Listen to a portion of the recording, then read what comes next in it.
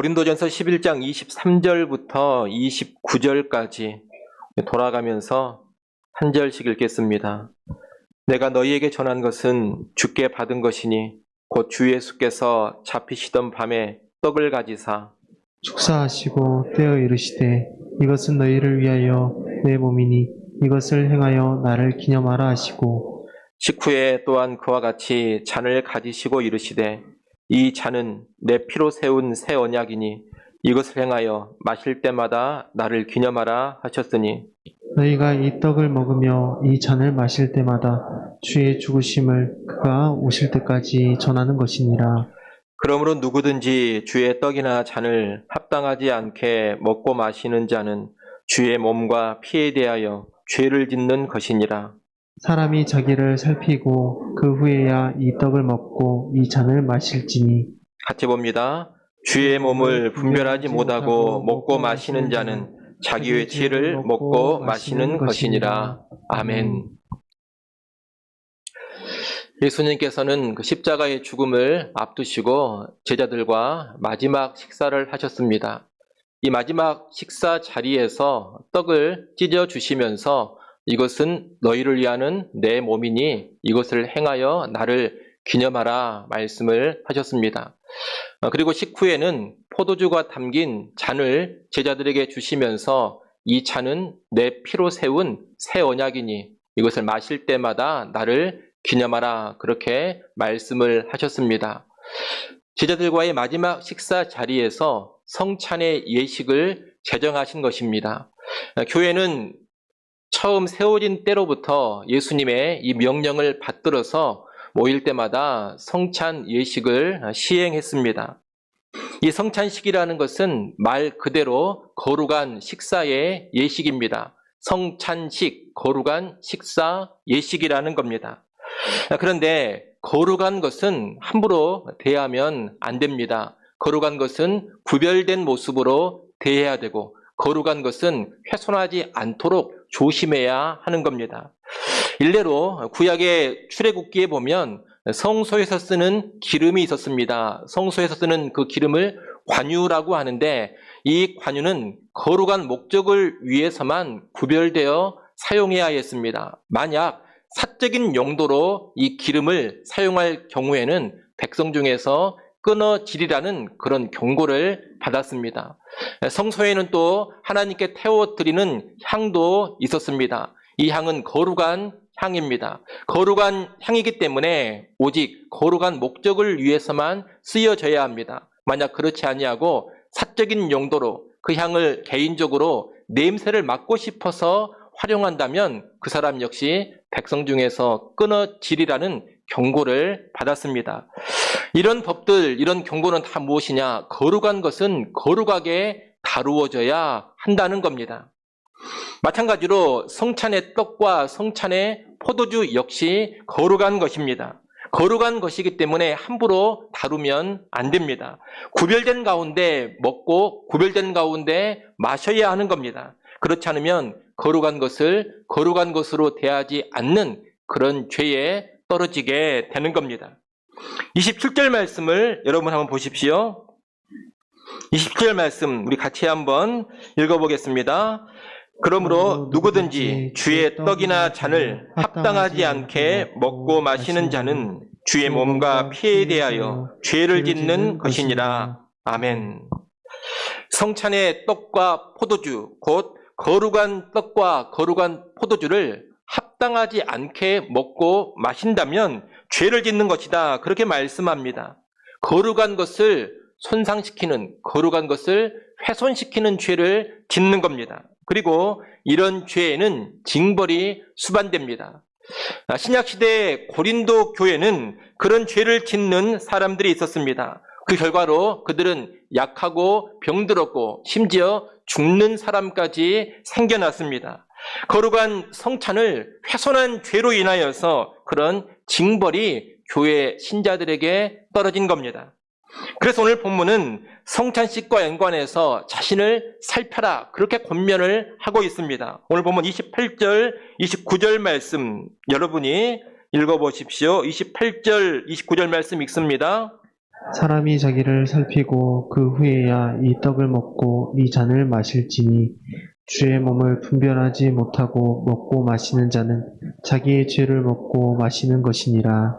아멘. 성찬의 떡과 포도주는 거룩한 것이니 그 거룩한 것을 먹고 마시기에 합당한지 자기 자신을 잘 살피라는 겁니다.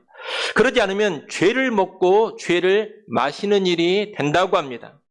특히 28절에 보면 살피라 이런 말이 나옵니다. 이 살피라라는 말은 헬라어로 도키마조라는 단어입니다. 이 도키마조라는 단어는 신약 성경에서 자주 쓰이는 단어인데 꼼꼼하게 세세하게 사실의 여부, 진위 여부를 분별하고 판단하라 그런 뜻을 가지고 있는 단어입니다. 오늘날 개념으로 이해하기 쉽게 말한다면 위조 지폐인지 아닌지를 꼼꼼히 살펴봐라 이렇게 말할 수가 있겠습니다. 여러분, 위조 지폐와 진짜 지폐는 얼핏 보면 분간이 잘 되지 않습니다. 진짜 같은데 가짜일 수가 있습니다. 그래서 꼼꼼하게 살펴봐야지만 진짜 지폐인지 위조 지폐인지를 분별할 수가 있는 겁니다.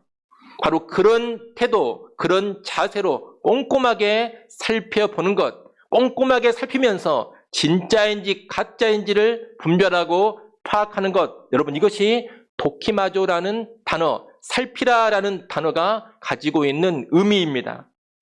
성찬 앞에서 우리 자신을 그런 수준으로 살피라는 겁니다. 그러면 성찬 앞에서 우리는 무엇을 살펴야겠습니까? 두 가지를 살펴야 하는데 첫째는 우리의 믿음을 살펴야 합니다. 성찬은 예수 그리스도를 나의 구주, 나의 주인으로 믿고 모신 사람들이 참여하는 의식입니다. 그 믿음을 가진 사람들이 거룩한 성찬에 참여하기에 합당한 사람들이라는 겁니다. 그러니 성찬 앞에서 나는 구주 예수에 대한 분명한 믿음이 있는가를 살펴야 합니다. 좁게 보면 예수님께서 나의 죄를 위해 십자가에서 죽으시고 부활하신 분으로 믿는가? 죄인된 내가 오직 예수님의 공로를 의지해서 구원받는 것을 믿는가? 오직 믿음으로 값없이 은혜로 구원받음을 믿는가? 예수님을 죄인된 내 구주로 그리고 나의 주인으로 모셔드렸는가? 여러분 이런 것을 점검하고 살펴야 합니다. 좁게 보면 이렇게 예수님에 관한 구원에 관한 내용인데 넓게 본다면 성찬에 참여하는 사람들이 가지고 있어야 될 믿음은 사도신경을 믿는 믿음입니다. 다시 말하면 교회의 정통적인 신앙 고백을 나의 고백으로 온전히 할 수 있는 그런 믿음입니다. 이 사도신경이라는 것은 성부 하나님, 성자 하나님, 성령 하나님, 이 삼위 하나님이 어떤 분이시고 그 삼위 하나님이 각각 어떤 일을 하시는가 이것을 고백하는 신앙의 고백입니다. 이 시간에 이 사도신경의 내용을 다 말씀드릴 수는 없겠습니다만 그냥 간단히 말하면 삼위 하나님의 존재와 사역을 믿는 믿음, 여러분 이것이 사도신경의 신앙 고백입니다.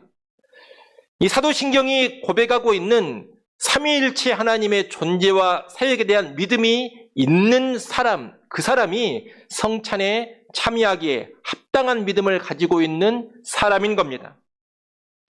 오늘날 의외로 교회는 다니지만 이런 믿음이 없이 다니는 사람들이 꽤 있습니다. 구주 예수에 대한 제대로 된 믿음이 없습니다. 사도신경에 대한 제대로 된 믿음이 없습니다. 그런 믿음이 없으면서도 세례를 받기도 하고 그런 믿음이 없으면서도 직분을 받기도 합니다. 물론 교회에서는 최대한 그 사람의 믿음을 확인하고 점검을 해보려고 합니다. 그래서 최대한 믿음이 있는 사람들에게 세례를 주고 또 믿음이 있는 사람들에게 직분을 주려고 합니다. 하지만 인간 편에서는 그 믿음을 확실하게 검증하는 데는 한계가 있습니다. 사람의 중심을 어떻게 다른 사람이 온전히 파악할 수가 있겠습니까? 세례 문답을 하거나 아니면 신앙 고백을 점검할 때 그 사람이 자기 입술로 나는 분명히 그렇게 믿습니다 이렇게 말한다면 그 사람의 말을 믿어줘야지 어떻게 계속해서 불신하고 의심할 수가 있겠습니까? 자기 입술로 믿는다고 말하고 고백하면 우리는 정말로 믿는구나 이렇게 인정해 줄 수밖에 없는 겁니다. 그리고 세례를 줄 수밖에 없는 겁니다. 그렇기 때문에 자기 자신이 자기의 믿음을 스스로 살펴야 합니다. 다른 사람은 나의 믿음을 정확하게 파악하지 못하지만 그래도 나는 내 자신의 중심, 내 속에 있는 나의 믿음이 어떤 것인지를 다른 사람보다는 훨씬 더 잘 알 수 있기 때문입니다. 나는 정말로 예수를 구주로 믿는 사람인가? 예수 그리스도의 죽으심과 부활을 믿고 있는 사람인가?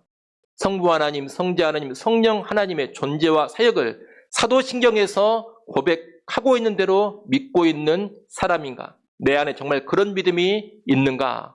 스스로 자신을 살펴야 합니다.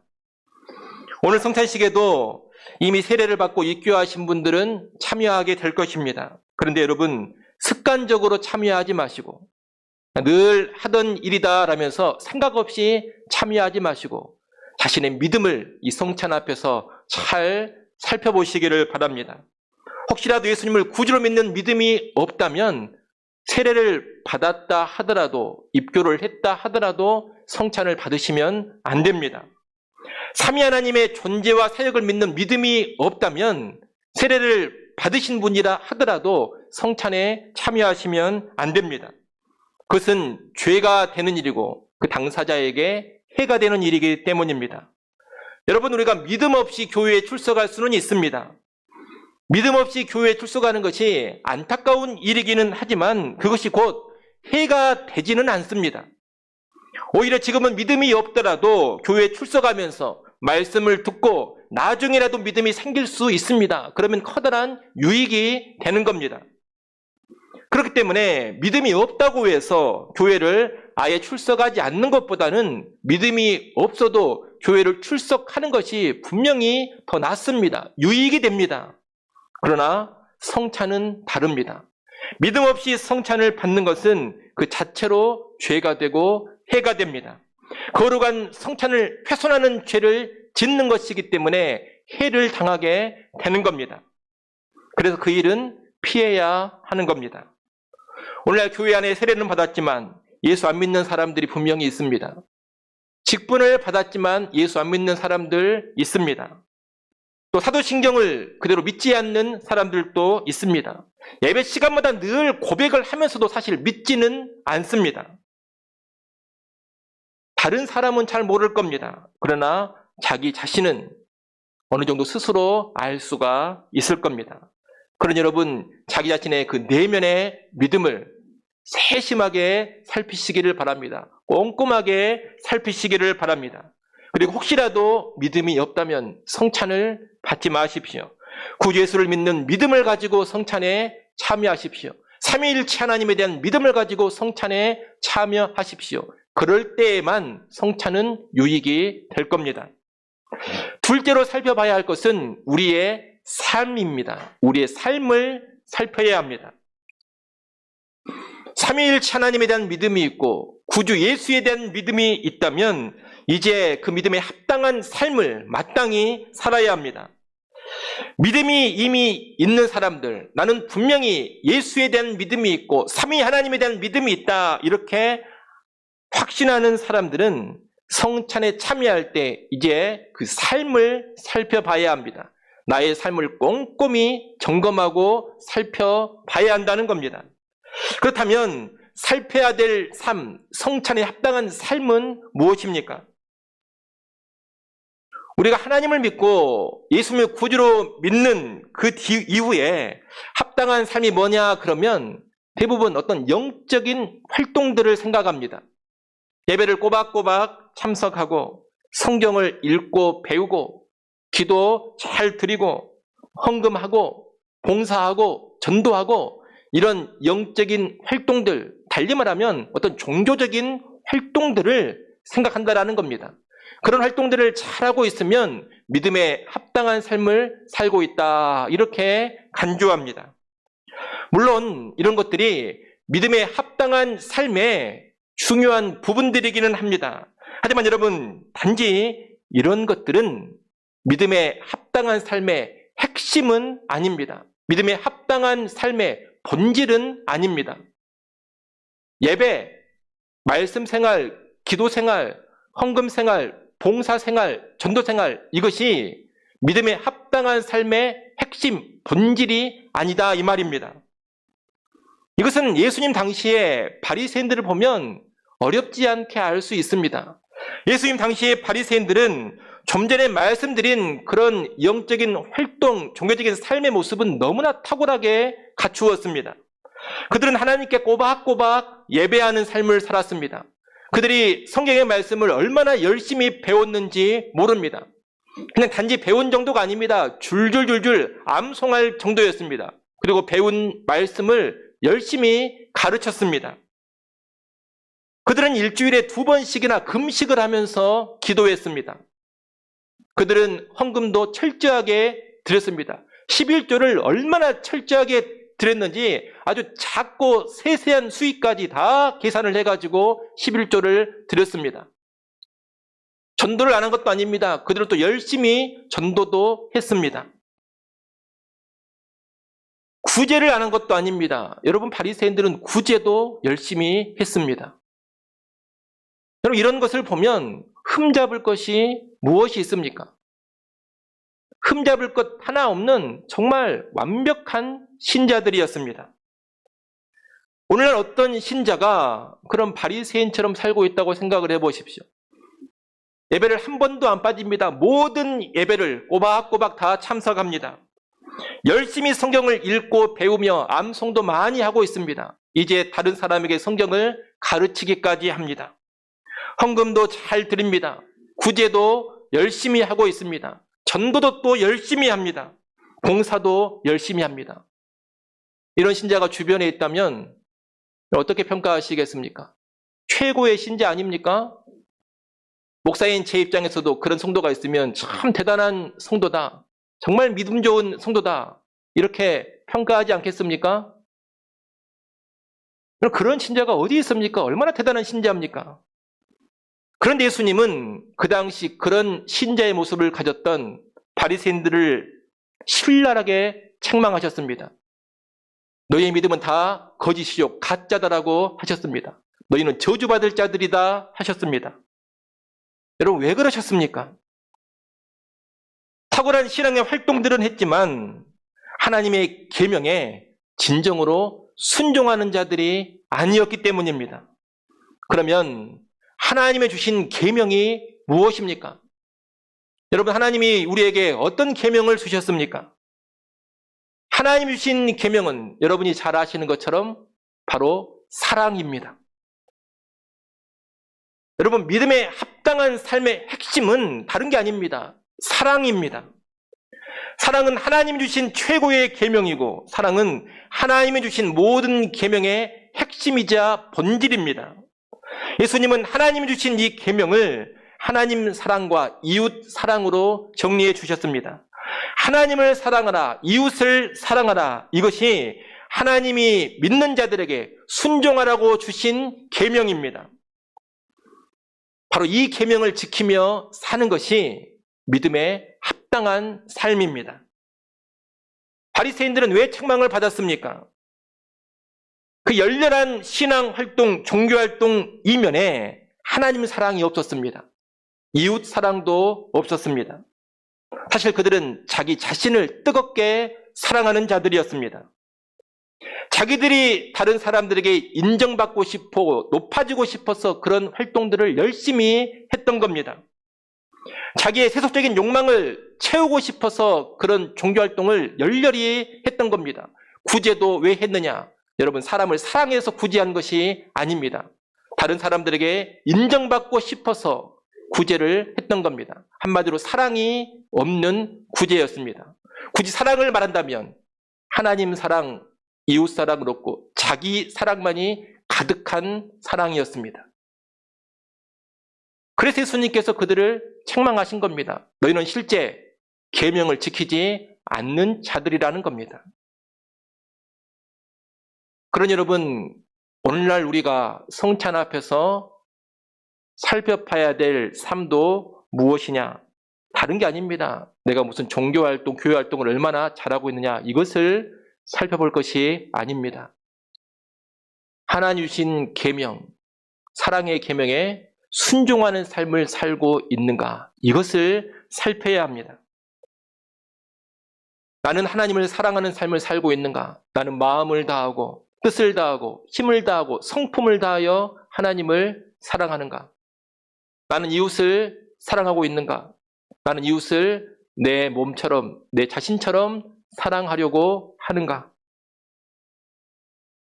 여러분, 얼핏 생각하면, 얼핏 보면 외적인 종교 활동에 가려져 가지고 내가 사랑이 있는 사람처럼 착각을 할 수가 있습니다. 사실 사랑 없이 다른 목적을 가지고 또는 자기 사랑을 가지고 열심히 종교 활동하는데 세심히 살피지 않으면 그것을 하나님을 사랑하는 것이고 이웃을 사랑하는 것이라고 착각해 버릴 수가 있다는 겁니다. 마치 진짜 지폐와 이조 지폐를 제대로 분간하지 못하듯이 내 안에 참된 계명의 순종이 없는데도 불구하고 마치 나는 계명에 제대로 순종하고 있는 사람처럼 착각할 수가 있다는 겁니다. 그래서 독해마죠. 세심히 살펴야 합니다. 정말로 내가 이렇게 영적인 활동들을 하는 본질은 무엇인가? 나는 과연 무엇 때문에 이런 활동들을 하고 있는가? 정말 하나님 사랑과 이웃 사랑에서 이런 활동들이 나오고 있는가? 아니면 사랑 없이 다른 이유, 다른 목적에 근거해서 이런 활동들이 나오고 있지는 않는가? 여러분, 하나님을 사랑하시고 이웃을 사랑하십시오. 그것이 합당한 삶입니다. 만약 이 하나님 사랑과 이웃 사랑이 좀 추상적으로 다가온다면 이 사랑의 계명을 좀 더 구체적으로 가르쳐주는 것이 있습니다. 하나님 사랑과 이웃 사랑의 계명을 구체적으로 가르쳐주는 것이 무엇입니까? 우리가 예배 시간마다 낭독하고 있는 십계명입니다. 오늘 예배 시간에도 우리가 십계명 말씀을 낭독했는데 그 10가지 계명을 잘 지키고 사는 것, 여러분, 그것이 하나님을 사랑하는 것이고 이웃을 사랑하는 것입니다. 그러니 좀 더 구체적으로 우리의 삶을 살피고자 한다면 그 10가지 계명 앞에서 우리의 삶을 점검하고 살펴야 됩니다. 1계명은 너는 나 외에 다른 신을 너에게 두지 말라는 겁니다. 그 계명 앞에서 나는 하나님 외에 다른 신을 섬기고 있지는 않는가? 오직 하나님만을 나의 유일한 신으로 모시며 섬기는가? 혹시 내 자신이 신이 되어 있지는 않는가? 여러분, 살펴보셔야 됩니다. 이 계명은 우상을 숭배하지 말라는 계명입니다. 나는 우상을 숭배하고 있지는 않는가? 하나님보다 더 사랑하는 그 무언가를 내가 품고 있지는 않는가? 또는 혹시 하나님을 내가 내 마음대로 조정할 수 있는 그런 우상 수준으로 격화시키고 있지는 않는가? 우리가 살펴봐야 됩니다. 3계명은 여호와의 이름을 망령되이 부르지 말라는 겁니다. 그 계명 앞에서 나는 하나님의 이름을 경외감을 가지고 대하는가? 달리 말하면 하나님 그분을 정말 지극한 경외감으로 대하고 있고 섬기고 있는가? 4계명은 안식일을 기억하여 거룩하게 지키라는 계명입니다. 그 계명 앞에서 나는 하나님께 내 삶을 맡기며 육신의 일을 그치고 안식할 날에는 안식하고 있는가? 예배해야 되는 날에는 마땅히 예배하고 있는가? 또한 나의 안식만이 아니라 다른 사람들, 이웃의 안식에도 크게 신경을 쓰면서 내가 할 수 있는 한 이웃의 안식을 최대한 배려하고 있는가? 여러분, 돌아봐야 됩니다. 5계명, 부모 공경의 계명 아닙니까?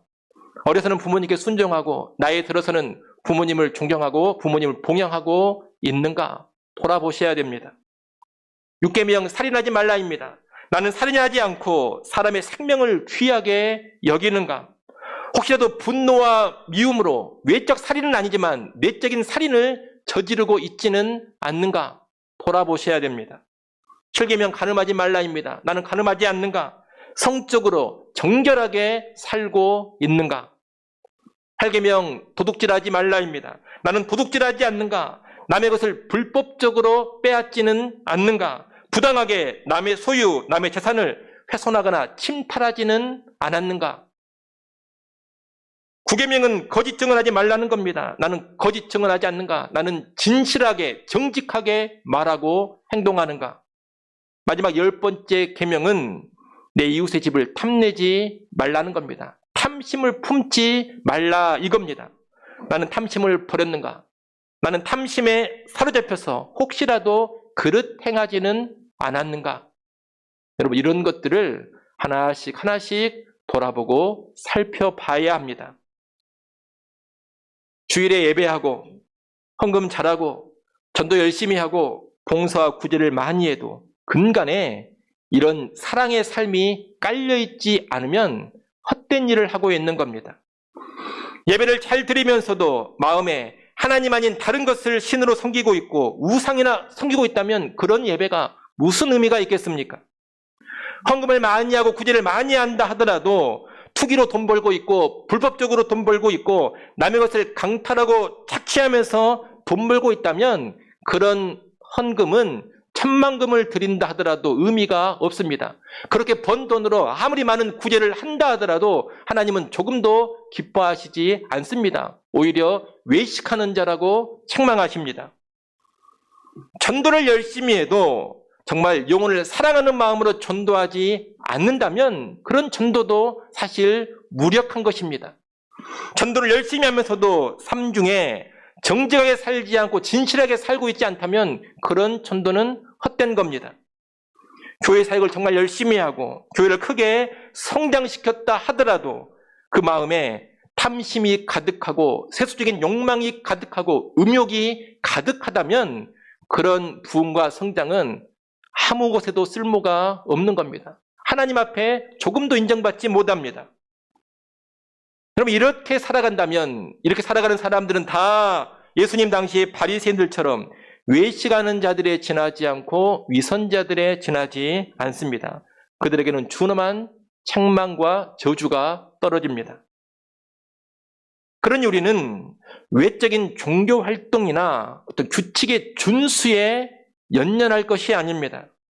하나님을 사랑하고 이웃을 사랑하면서 신앙생활을 하고 있는지, 사랑을 가르치는 이 십계명의 계명 앞에 내가 제대로 반응하며 합당하게 살고 있는지 이것을 본질적으로 살펴야 합니다. 우리가 이 사랑의 계명들을 잘 지켜가지고 구원받는 것은 아닙니다. 다만 예수 믿어 구원받았다면 삼위 하나님을 믿고 살아가는 사람이라면 마땅히 그렇게 살아야 하기 때문에 그 계명들로 우리의 삶을 비추며 살피는 겁니다. 우리의 모든 예배와 모임, 여러 교회 활동 가운데 이런 사랑의 삶에 진전이 있어야 합니다. 그래야 제대로 신앙생활을 하는 것이고, 여러분, 그것이 진짜 신앙생활입니다.